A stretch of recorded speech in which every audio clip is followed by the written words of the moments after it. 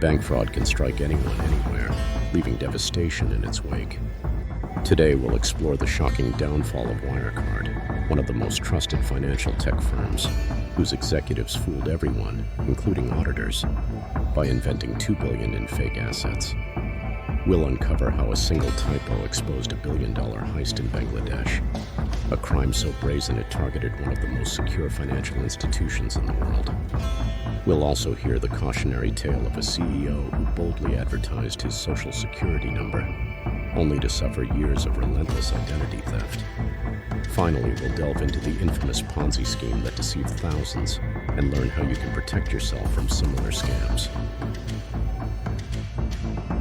Imagine this.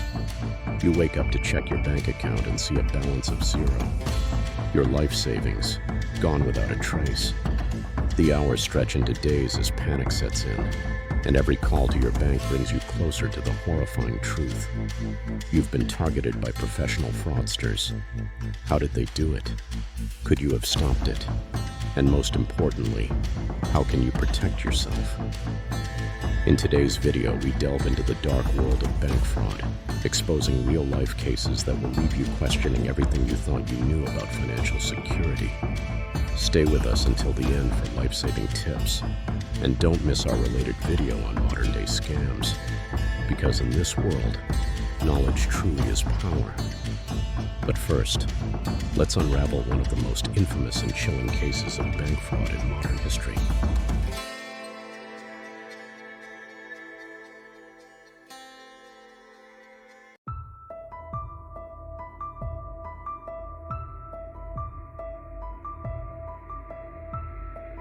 Wirecard AG was once hailed as a beacon of innovation, a German payments processor that promised to revolutionize the global financial industry. Investors flocked and its stocks soared, reaching a valuation of over $24 billion. But behind the glitz and glamour lay a chilling secret, an empire built on deception. The company's executives created an intricate web of fake transactions, dummy corporations, and forged documents to inflate their profits. For years, they fooled regulators, auditors, and even some of the world's most sophisticated investors. The scale of the deception was staggering. Wirecard claimed to hold $2 billion in escrow accounts located in the Philippines, a figure that bolstered its credibility. But when auditors from Ernst & Young demanded confirmation, the money simply wasn't there. The supposed trustees of these accounts either didn't exist or denied any involvement with Wirecard. The truth? The $2 billion was pure fiction. Markus Braun, the charismatic CEO at the center of the scandal, dismissed skeptics as uninformed detractors. He cultivated an image of infallibility, even borrowing millions of euros to buy more shares in his own company to show confidence. But in reality, Braun, along with COO Jan Marsalek, had orchestrated one of the largest corporate frauds in European history. Marsalek, the enigmatic COO, disappeared just as the scandal broke, reportedly fleeing to Russia with the help of intelligence operatives. To this day, he remains one of the world's most wanted fugitives. What makes this story even more chilling is how long it went undetected. Whistleblowers raised concerns as early as 2008, but they were silenced through lawsuits and smear campaigns.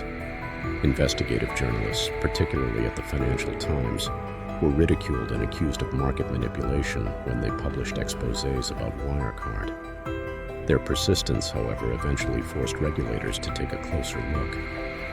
The lesson?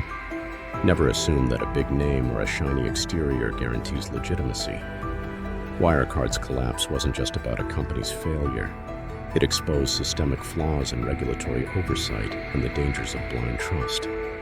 As investigative journalist Dan McCrum, who helped uncover the scandal, said, "Sometimes the simplest explanation, that people are lying, is the right one." Coming up, a case so audacious it targeted one of the world's most secure banking systems, and how a single typo exposed it all.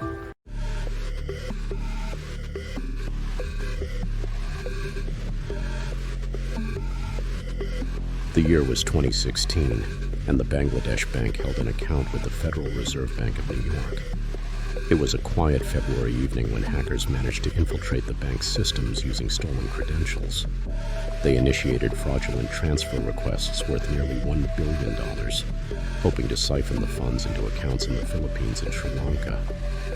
Out of the $1 billion requested, $81 million successfully made its way to casinos in the Philippines, where it was laundered and vanished. The heist came to light due to a simple typo. Foundation was misspelled as Fandation in one of the transfer requests, alerting the banking systems. This audacious attack exposed vulnerabilities in both human oversight and outdated technological defenses. The aftermath saw the bank scrambling to recover the lost funds while rebuilding its systems to prevent further breaches. Lessons learned. The Bangladesh bank heist is a stark reminder of how small details can prevent or enable massive fraud.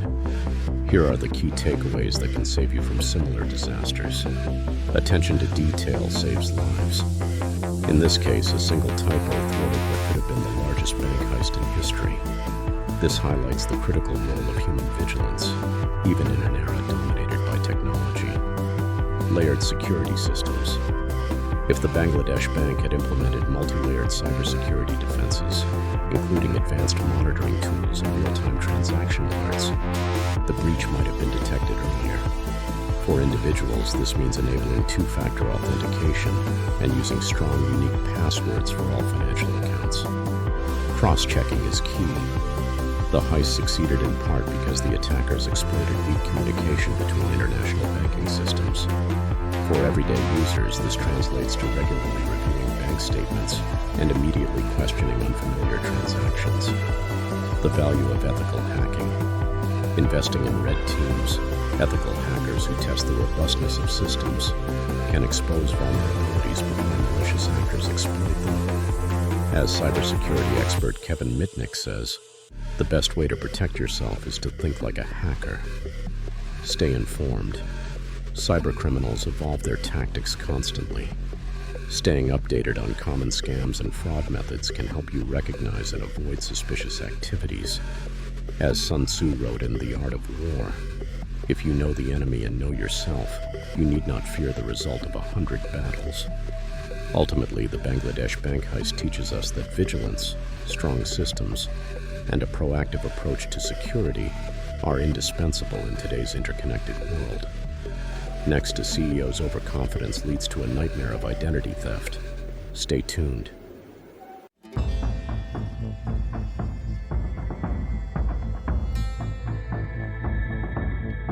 Meet Todd Davis, the CEO of LifeLock, a company that promised to protect your identity from theft. In a bold marketing stunt, Davis publicly displayed his social security number on billboards, TV commercials, and the company's website to prove the effectiveness of his service. It was a decision that would haunt him for years. Over the next several years, Davis's identity was stolen at least 13 times, leading to fraudulent credit applications and loans taken out in his name. LifeLock itself faced multiple legal battles, including a $12 million settlement with the FTC for misleading advertising claims. Lesson learned. Overconfidence can be costly. Davis's story highlights the importance of safeguarding personal information. Always shred sensitive documents, avoid oversharing online, and freeze your credit if you suspect theft. As Daniel Kahneman warns in Thinking Fast and Slow, overconfidence is a bias that often leads us into avoidable mistakes. LifeLock's failure serves as a cautionary tale for both consumers and businesses, and later a Ponzi scheme that ruined thousands of lives and the warning signs you should never ignore.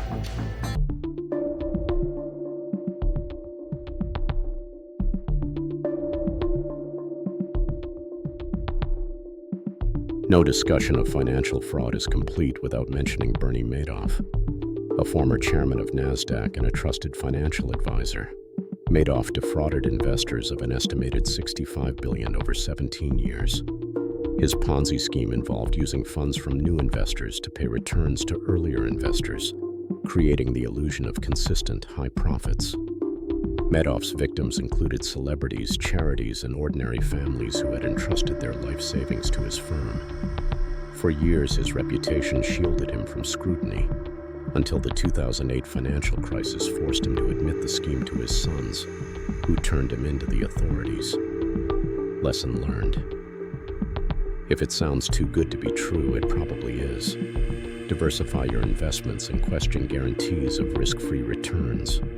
As Benjamin Graham wrote in The Intelligent Investor, the essence of investment management is the management of risks, not the management of returns.